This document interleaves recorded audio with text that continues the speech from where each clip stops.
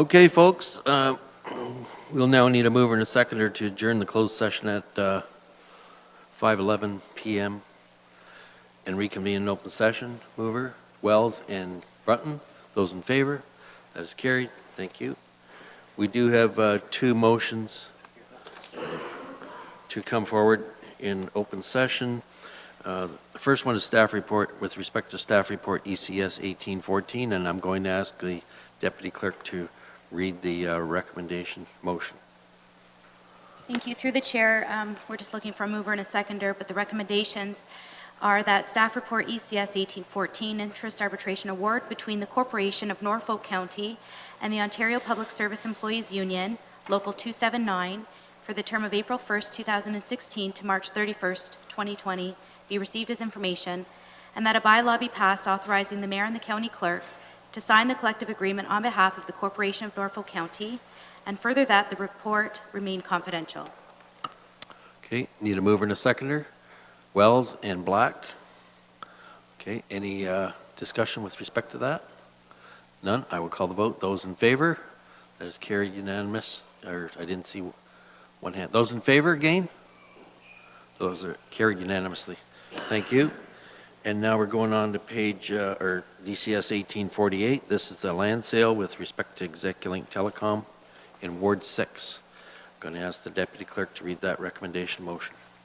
Through the chair, it's been moved by Councillor Wells and seconded by Councillor Height that report DCS 1848 land sale Execulink Telecom Ward 6 be received as information, and that the property illustrated on the plan attached to the report be declared surplus to municipal needs, and further that council approve the sale of the said lands to Execulink Telecom for the amount of $10,000 net of costs, and further that all costs associated with the closure and conveyance be borne by the property owners receiving the lands, and further that the mayor and county clerk be authorized to execute the agreement of purchase and sale and any other documents necessary to complete the transaction, and further that the net proceeds from the sale of the property be credited to the current year operating budget as a disposal of a tangible capital asset and transferred to the Property Management Services Reserve, and further that the report remain confidential.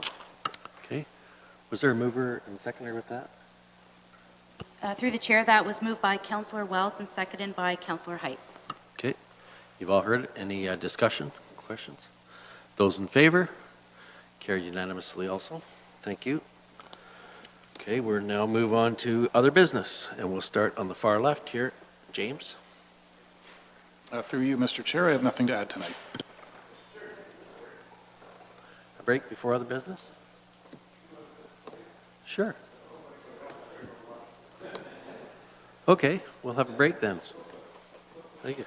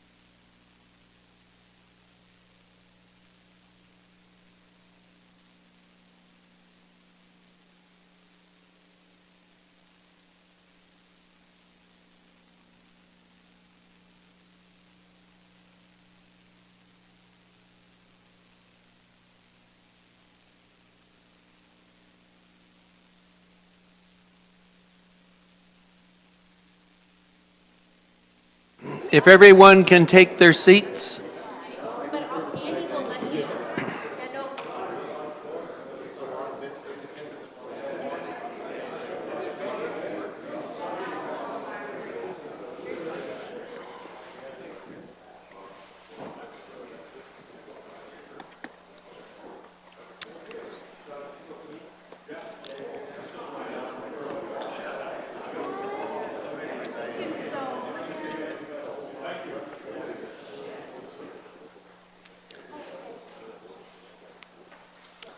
Okay, we're moving on to the last item here, other business, item 13. And we started at the left here with James. He had no other business. Moving on to Mr. Baird. Very quickly, Mr. Chairman, on your desk tonight was a media release for roadway flooding in Hastings Drive. As the emergency information officer, I was asked to put something together, an issue. I'm not sure, I don't have a lot more information than what you have before you, with Ms. Robinson not here, but I wanted to give council the assurances that your public works staff, OPP, and the CA staff are all working together to monitor the situation. And as we have updates, we'll of course be letting you know as well. But what we know right now is on paper for you. Thanks. Okay, thank you for that.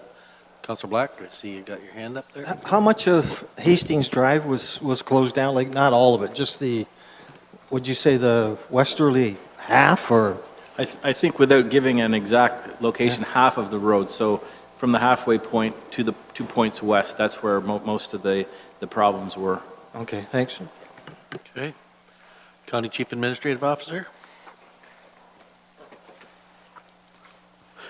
Two items. One, as a reminder to council, if anyone has specific items they'd like staff to investigate or to proceed with vis-a-vis requests to the province for meetings at AMO in August, I'd appreciate receiving those from you by Friday if you could, but certainly not later than Monday, so that we can proceed.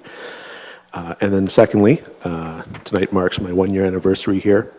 I owe the senior staff a great deal of thanks and gratitude for making it an easy transition and to being so very good to work with. It's been utterly fantastic.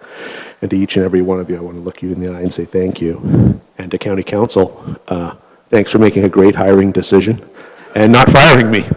It really is a joy to work here. This is a spectacular organization that's attached to a really remarkable community with tons going on, lots of opportunity and challenge and capacity to do good things.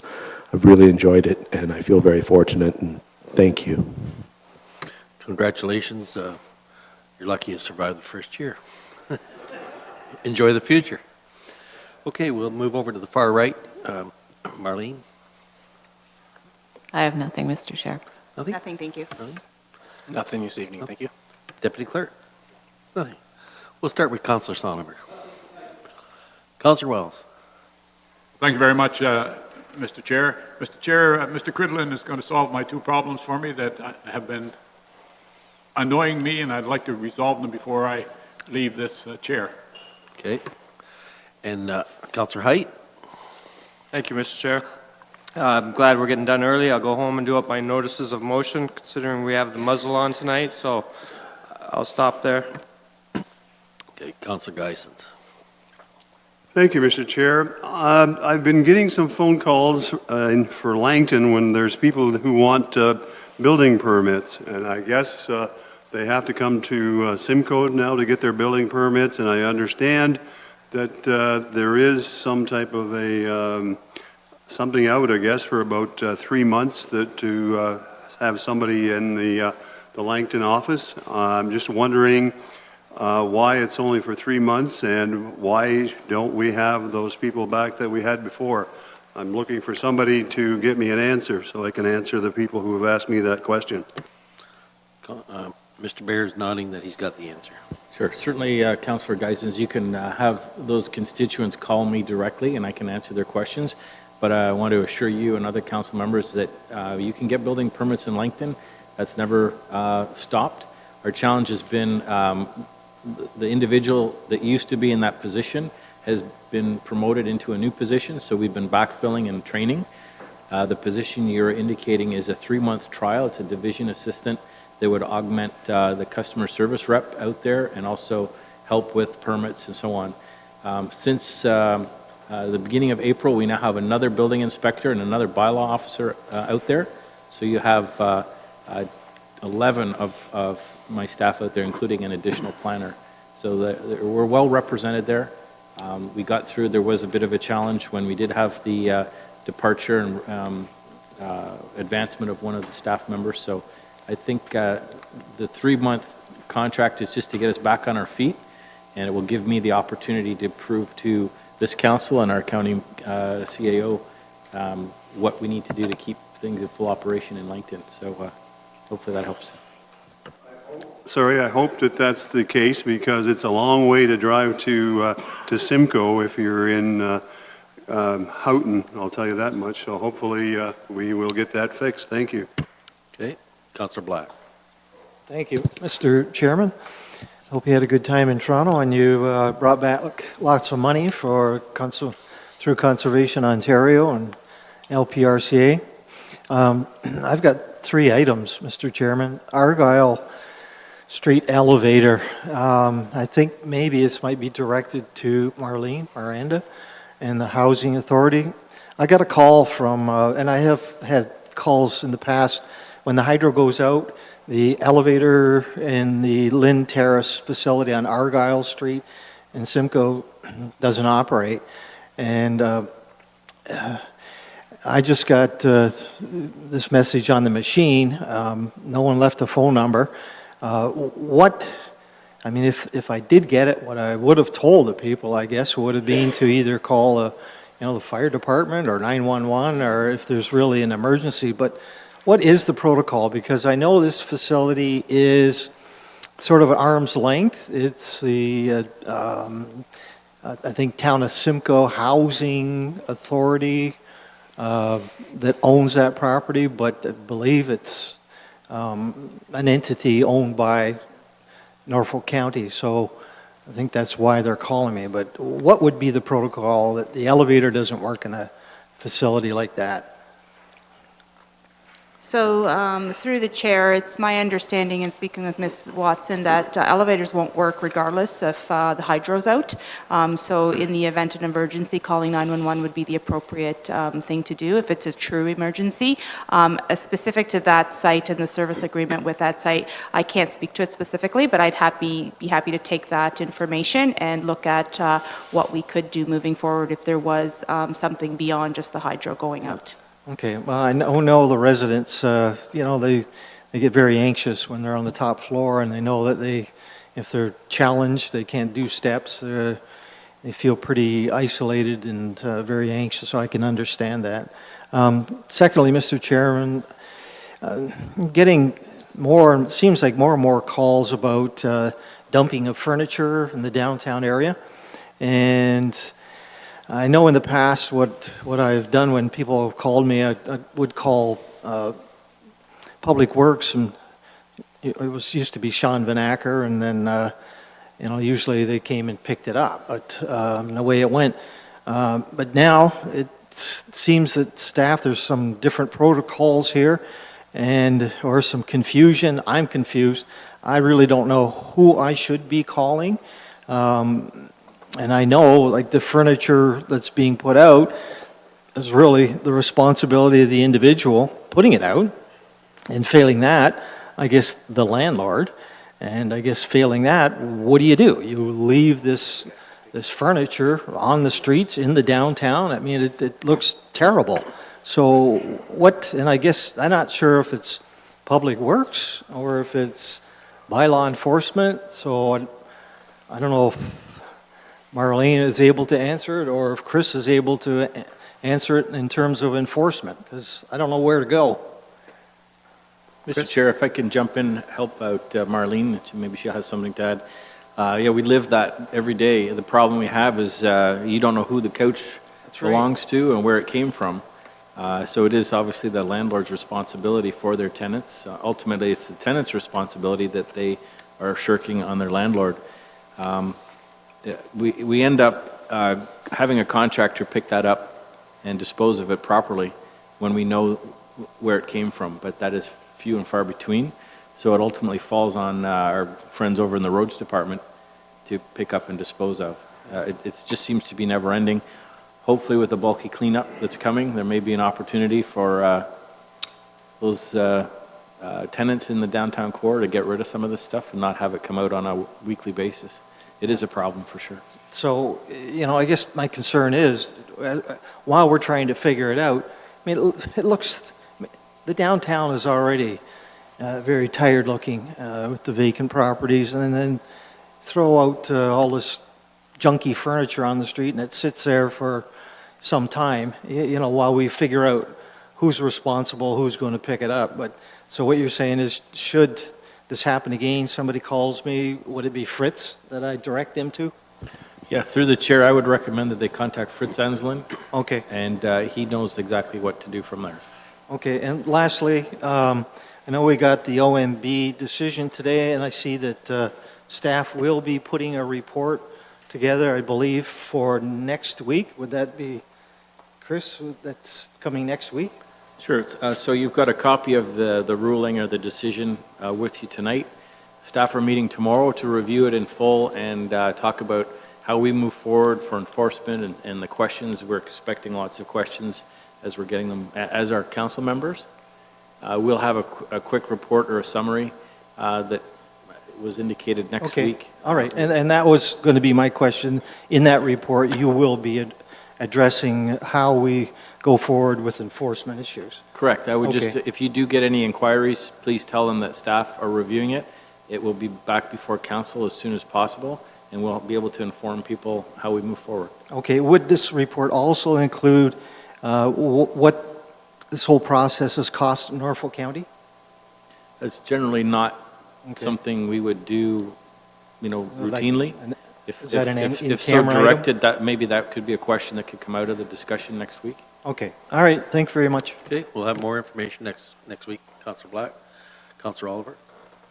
Thank you, Mr. Chairman. First of all, I'm happy to report that I don't feel muzzled at all, so I'm quite happy with our process. Thank you very much for that. Perhaps Mayor Luke is going to mention this one, Mr. Chair, but just on the off chance that he might not, I will. And that was the poetry event, which took place, I believe, last Thursday evening at the Port Dover Library, and myself and Councillor Wells and Mayor Luke were there. I don't think any other members of council were able to be there. But I just want to congratulate library staff and the library board. It was a very unusual event, but really well worth it, and it was very, very enjoyable. So, and I think we all went away better for it. Thank you. Thank you, Councillor Oliver. And moving on to Councillor Brunton. Thank you, Mr. Chairman. A couple of things in our information package that caught my eye, and first one is the letter to Mayor Luke, but it's from Ernie Hardeman, MPP from Oxford, and it talks about the landfill, I guess it's Bill 16, respecting municipal authority over landfill sites, and I think it's something that we should support, and the reason I say that is if you look at our cost over the last few years with taking our garbage to Brampton, is it? Brampton, and cost of remediation at Tom Howe and those things, and if there's any hope at some point things happen that we could open up a landfill site or even maybe an incinerator site, I think it's something we should certainly keep an eye on, and so I would recommend, if council supports it, that we support this resolution that's came from Mr. Hardeman. And the last one I have on here, on page 8, it refers to the planning and development issue, and my question, if I may, through Mr. Chairman to Chris, is that are we now under the Planning Appeals Tribunal system? Am I correct on that? And if we are, will we, my understanding, or whenever it happens, is that it's supposed to be a little more friendly to local conditions, the way I understood reading the information over the last year. And I wonder, will we be getting any kind of a report from staff on the changes that might have occurred because of that? Through the chair, so as an example, the Hastings Drive outcome was from the local planning appeal tribunal, so it's in place now. There was a staff report that was compiled back in the fall, I believe. Yeah, we can recirculate that. That's where it talked about the changes from the former municipal board to this new process. There's a letter included in the information package on page 8 that just talks about the new support center for local planning appeals is now open and functional, and their role is to help community and community members understand how land use decisions affect their lives and so on, and it tells them, or it explains how how they can affect change in land use decisions. So I guess the long and short of it is we are now under this LPAT, the Local Planning Appeal Tribunal process, and we'll see where that goes. We generally, hopefully we don't have many appeals, but they do come up. It'll take time to see if this new system works better or more streamlined or less costly, but I would refer you back to that staff report. I will provide to council so you don't have to hunt for it. And then I think Matt Vaughn did that, and it lays it out quite nicely what the changes are from the former process to the new process. Okay, thank you. Okay. Anything else, Councilor Brett? Mayor Luke. Thank you, Mr. Chair. I have 3 quick items. I did bring, as mentioned last week, the SWIFT annual report with the finance and their accomplishments in 2017 and what is to be done in 2018. The county CAO and myself were at a meeting in London with WOWC a week ago Friday. It was April 6th. And just a couple things, if I may. When this project is done and is over and completed, it will service 350 communities in southwestern Ontario. Over a quarter of the population of the province will be some way or other connected to this project. Our county CAO, Mr. Cribbs, brought up a very good point last week. You're aware of the announcement that the Bruce Generating Station had joined as a member, as well as the City of London is now on board. And Mr. Cribbs pointed out and led the discussion quite well that reminded the WOWC, the Western Ontario Wardens Caucus, that this program was initiated to bring primarily internet, high-speed internet, fiber internet, particularly to rural, small communities. And thus, that's partially why places like Norfolk County have contributed. And there was a lively little discussion there, and I really appreciate our CAO bringing this up and reminding, and I think there was pretty well agreement amongst everybody that yes, there are times you have to go through a city to get from point A to B. But it seems that the first to sign up were a lot of smaller municipalities, and let's not lose sight of that. So anyone wants to borrow that again, I keep it in my office till next year, but it's there. That's number one. Number two, yeah, anyhow. So I could go over quite a bit that with you, but if you're interested, you can. I won't waste anybody's time. I had 2 other things. Oh, yes. Number 2, I received a letter from our MPP, Mr. Barrett, and this Friday he has invited myself and any councillors that can attend to a meeting that he has called for. It takes place in Jarvis this Friday, April 20th at 1 p.m. at the D&D Diner there in the north end of Jarvis. He has asked specifically, unfortunately I have informed him that I am out of town Friday and I cannot go.